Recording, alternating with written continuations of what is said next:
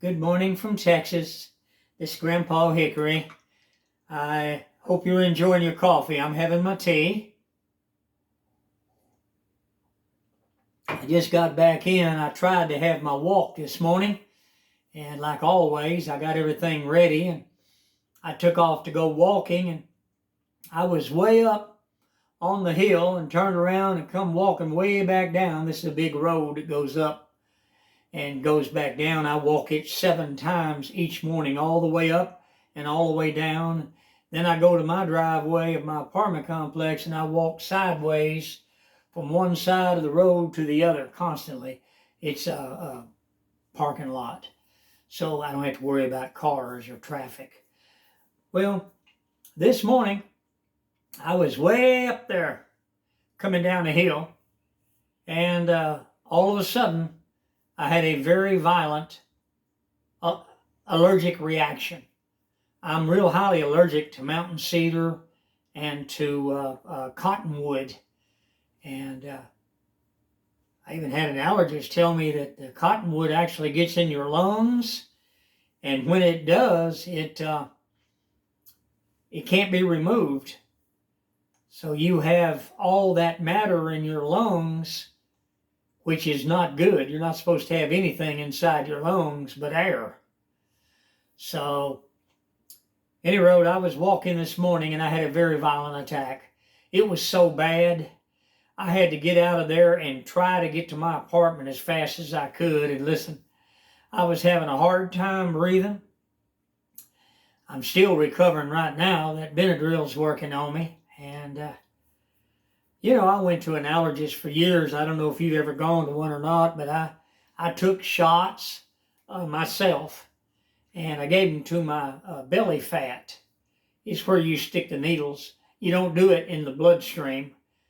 You put it in your fat, like on your tummy or in your arm or wherever. Little bitty tiny needle. Can barely even feel it. But anyway, I quit doing that because I paid all kinds of money. Nothing ever came of it. I stayed the same as I was. So after nearly 2 years, I told them no more. So I stopped all the shots. I don't do that anymore. And a lot of doctors, if you was to go to a doctor, they would start saying COPD. And they would start treating you for COPD and giving you all this medication. They love to write those prescriptions and give you all kinds of drugs that have so many side effects it's not worth your time and your sorrow. It's not worth your time or your sorrow overdoing it in the first place.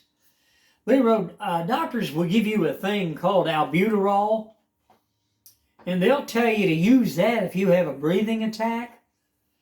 Have you ever looked up the side effects of albuterol and everything and looked at what albuterol is? Listen, you don't want to take albuterol. I'm not giving medical advice. I do not take albuterol. I don't do that. But doctors don't know what they're doing. They're not like they used to be when they used to make house calls. We had them back in the 1950s. And did you know that you could pay them off with a chicken and a dozen eggs out of your hen house? I'm serious. These doctors were dedicated, and they didn't come to you and write you prescriptions and all this stuff and send you for tests and all this stuff, unnecessary, expensive tests that for some reason the insurance companies, they don't pay for those tests, so you got to pay for them. Scam, isn't it? It's a crying shame the way our insurance companies have become. It's a crying shame. Hope you're enjoying your coffee. I'm having my English tea. I'm thankful to be alive after that allergy attack. But this morning I heard talk on the global news about the housing markets and everything in the United States, and they were talking about the insurance. Now this is global, all around the world. This ain't just happening here in our country. It isn't just happening here. It's all over the world. But he wrote, the insurance companies are canceling on people. And they're raising the rate so high people can't pay it. Well, now the mortgage companies, they come in and they say, hey, if you don't have insurance, we're going to have to repossess your home. This is happening everywhere, people. People are actually having their homes repossessed because of these greedy insurance companies. Friends, you know, have you noticed it seems like everywhere we look, there's scams, problems, economical downfall because of these people that are in power in Washington, D.C. that wasn't supposed to be there in the first place, but they effectively stole the election. All them hundreds of thousands of votes that they found lying in the street, they were just out there. We found duffel bag had over 100,000 of them, they said. And every one of them was only checked off with Joe Biden. There was no other marks on the other candidates in the other areas or anything else. Only Joe Biden. That's a scam and a lie and a half, people. How did these people get away with what they did? Can you let me know in the comments below what you think? I mean, seriously, how did these people?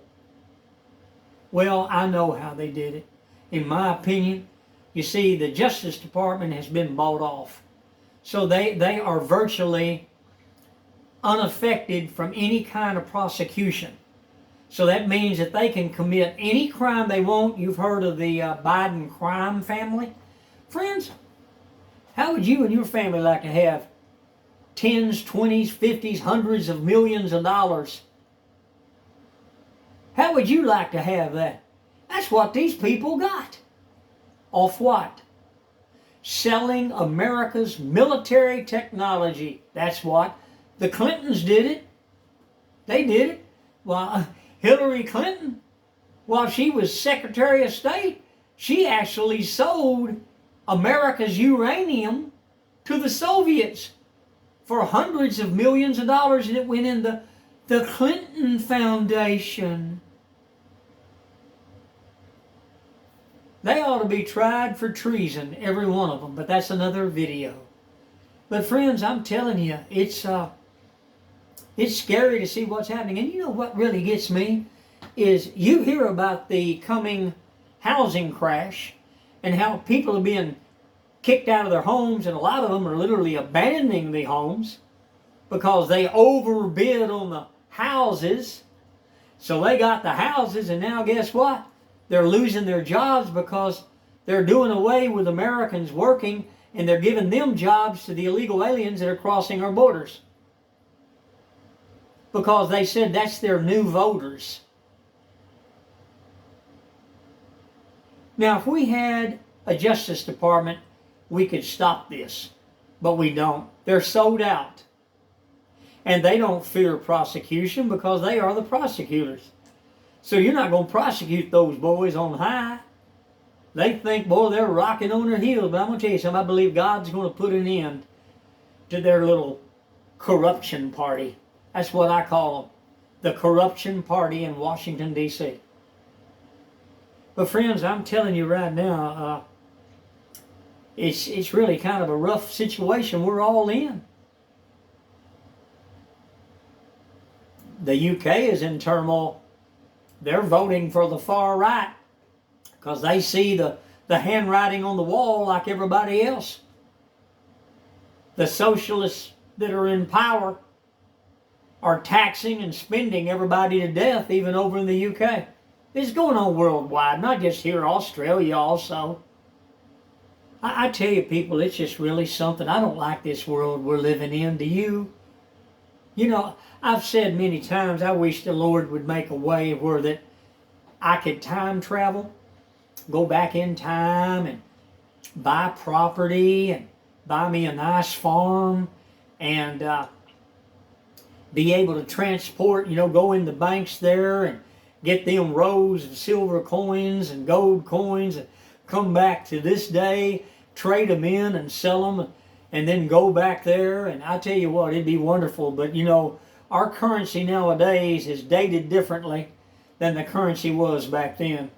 So all you potential time travelers, be aware of that.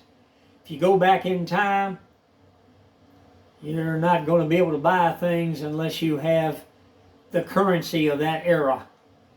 Because if they see 2,000 something on the bill, they're going to have you arrested by the FBI.